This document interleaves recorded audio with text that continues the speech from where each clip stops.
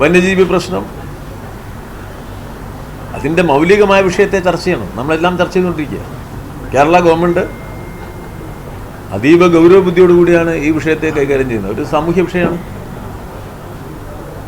കേന്ദ്ര നിലപാടുകളിൽ മാറ്റം വരുത്താതെ നമുക്ക് പ്രശ്നപരിഹാരത്തിന് മുന്നോട്ട് പോകാൻ പരിമിതികളുണ്ട്.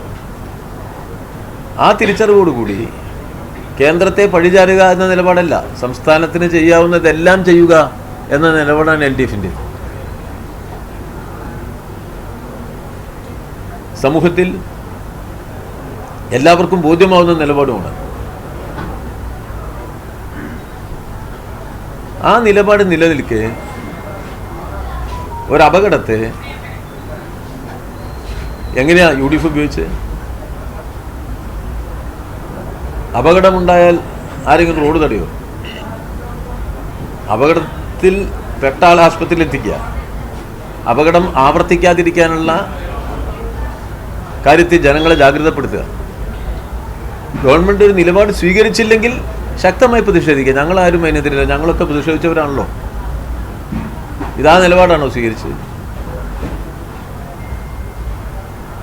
ജാള്യത കൊണ്ട് മുഖമുയർത്താൻ കഴിയാതായി ആ നിലപാടിൻ്റെ ഭാഗമായിട്ട് ഇവിടുത്തെ UDF. പിന്നെ നോക്കിയപ്പോൾ മലപ്പുറം എന്നങ്ങെടുത്തു. നന്നായി. മലപ്പുറത്തിൻ്റെ മതനിരപേക്ഷത ഉയർത്തിപ്പിടിക്കുന്നത് ആരാണ് എന്ന് സമൂഹത്തിന് ബോധ്യപ്പെട്ടു. മലപ്പുറത്തിൻ്റെ ബഹുസ്വരതയുടെ കാവൽക്കാർ ഇടതുപക്ഷമാണ് എന്നും സമൂഹത്തിന് ബോധ്യപ്പെട്ടു. ഈ തെരഞ്ഞെടുപ്പ് പ്രചരണം കൊണ്ടുണ്ടായ ഏറ്റവും പ്രധാനപ്പെട്ട ഗുണങ്ങളിലൊന്നാണത്.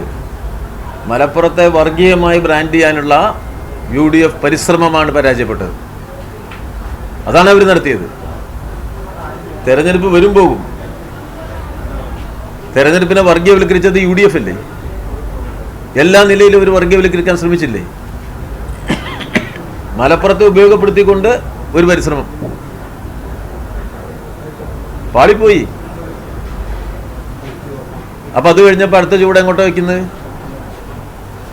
അവിടുത്തെ അടുത്ത ചുവട് ജമാഅത്തെ ഇസ്ലാമിയെ പരിപൂർണമായി ന്യായീകരിച്ചുകൊണ്ടാണ്.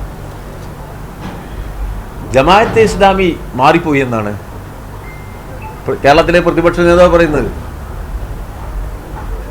ജമാഅത്തെ ഇസ്ലാമിക്ക് മാറാൻ കഴിയുമോ? അതൊരു പ്രത്യയശാസ്ത്ര അടിത്തറയിൽ രൂപപ്പെടുത്തിയതല്ലേ? ഞങ്ങൾ മാർക്സിസ്റ്റ് ലെനിസം, അതൊരു പ്രത്യയശാസ്ത്ര അടിത്തറയിലല്ലേ ഞങ്ങൾ പ്രവർത്തിക്കുന്നത്. ഞങ്ങൾ കമ്മ്യൂണിസ്റ്റുകാർ, മാർക്സിസ്റ്റുകാർ എന്നുള്ള നിലയിൽ ഞങ്ങളെല്ലാം മാർക്സിസ്റ്റുകാർ തന്നെയാണല്ലോ. ഞങ്ങളാകട്ടെ പ്രയോഗപരമായ കാര്യങ്ങളിൽ എല്ലാ കാലത്തും ശരിയായ നിലപാട് സ്വീകരിച്ചു പോകുന്നുണ്ട്. കാരണം ആ ഫ്ലെക്സിബിലിറ്റി മാർക്സിസ്റ്റ് ലെനിസത്തിൽ അത് മനുഷ്യർക്ക് വേണ്ടിയുള്ളതാണ്, മനുഷ്യരിൽ പാവപ്പെട്ടവന് വേണ്ടിയുള്ളതാണ്. അപ്പോൾ വളരെ വ്യക്തതകളുണ്ട് അതിൽ. ജമാഅത്തെ ഇസ്ലാമിയോ എല്ലാവരെയും ഒന്നായി കാണാത്തതാണ്.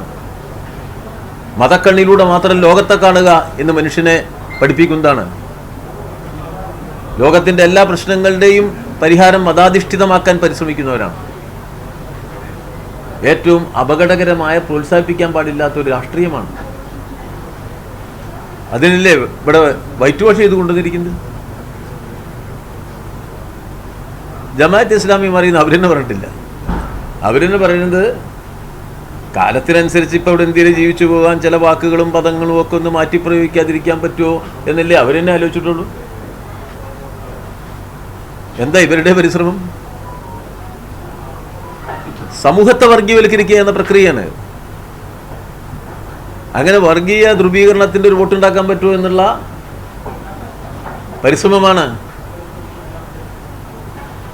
അങ്ങനെയാണോ തെരഞ്ഞെടുപ്പിൽ നമ്മൾ ആശയരാഷ്ട്രീയ പ്രചരണ പ്രവർത്തനങ്ങൾ നടത്തേണ്ടത്?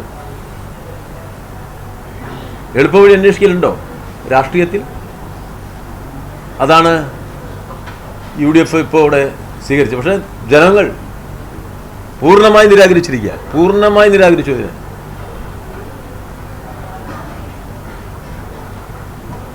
മുസ്ലിം സമൂഹത്തിലെ നല്ല മനുഷ്യരെല്ലാം അതാണ് ഈ തെരഞ്ഞെടുപ്പിൻ്റെ ഏറ്റവും വലിയ പ്രത്യേകത. ആ സാമൂഹ്യ ജനവിഭാഗങ്ങളെ സമൂഹ പൊതുധാരയിൽ നിന്ന് തള്ളിമാറ്റാൻ ശ്രമിക്കുന്ന സംഘപരിവാർ നിലപാടിനെ ശക്തമായി എതിർക്കുന്ന പ്രസ്ഥാനമാണ് ഇടതുപക്ഷം. അത് മറച്ചു വയ്ക്കാനാണ് ഈ പരിശ്രമം നടത്തിയത്. എന്നാൽ ഞാനതിൽ ഞങ്ങളെ പിന്താങ്ങിയ സാമൂഹ്യ വിഭാഗങ്ങൾ അതിൽ നിലപാട് സ്വീകരിച്ചവർ അവരൊക്കെ അവരുടേതായ നിലപാടുകളുള്ളവരാണ്. ഞങ്ങളെ ചിലപ്പോൾ ശക്തമായി എതിർത്തിട്ടുണ്ട്. അവർ സ്വാഭാവികമായിരിക്കും. പക്ഷേ ഒരു ഗുണമുണ്ടായി, കേരളീയ പൊതുസമൂഹത്തിൽ ആരും UDF നിലപാടിനൊപ്പം നിന്നിട്ടില്ല. അത് നമ്മളെല്ലാവരും മനസ്സിലാക്കണം. ഈ തെരഞ്ഞെടുപ്പിൻ്റെ ഏറ്റവും വലിയ പോസിറ്റീവ് ഭാഗമായിട്ട് ഞാൻ കാണുന്നതാണ്. ജമാഅത്തെ ഇസ്ലാമിയെ വെള്ളപൂശി രാഷ്ട്രീയ രംഗത്ത് വർഗീയ വൽക്കരണത്തിൻ്റെ അളവ് വർദ്ധിപ്പിക്കാൻ, വേഗത വർദ്ധിപ്പിക്കാൻ UDF നടത്തിയ ബോധപൂർവ പരിശ്രമത്തെ കേരളീയ സമൂഹത്തിലെ നല്ല മനുഷ്യരാരും പിന്താങ്ങിയില്ല. മുസ്ലിം ജനവിഭാഗത്തിലെ എല്ലാ സാമുദായിക പ്രസ്ഥാനങ്ങളും ഉൽപ്പതിഷ്ണുക്കളും നല്ല മനുഷ്യരും ഈ നിലപാടിനെതിരായി നിലയുറപ്പിച്ചു എന്നത് നല്ല ശുഭസൂചകമായ കാര്യമാണ്. ഈ തെരഞ്ഞെടുപ്പിൽ ജയിക്കുകയും തോൽക്കുകയൊക്കെ ചെയ്യാം നമുക്ക്. പക്ഷേ നാട് നിലനിൽക്കുക എന്നത് സംബന്ധിച്ചുള്ള ഗൗരവമേറിയ നയസമീപനത്തോട് പൊതുവെ ഈ എല്ലാവരും കാണിച്ച താല്പര്യം ഇടതുപക്ഷത്തെ സംബന്ധിച്ചിടത്തോളം നല്ലൊരു കാര്യമാണ്. ഞങ്ങൾ എല്ലായ്പ്പോഴും സ്വീകരിക്കുന്ന ശരിയായ നിലപാടുകളുമായി ബന്ധപ്പെട്ട് നോക്കുമ്പോൾ ഇത് കേരളത്തിന് തന്നെ ഗുണം ചെയ്യുന്ന നിലപാടുകളാണ് ഈ സംഘടനകളെല്ലാം സ്വീകരിച്ചിരിക്കുന്നത്. ഇന്ത്യക്കും അത് ഗുണം ചെയ്യും, പ്രത്യേകിച്ച് ഇന്നത്തെ രാഷ്ട്രീയ സാഹചര്യത്തിൽ.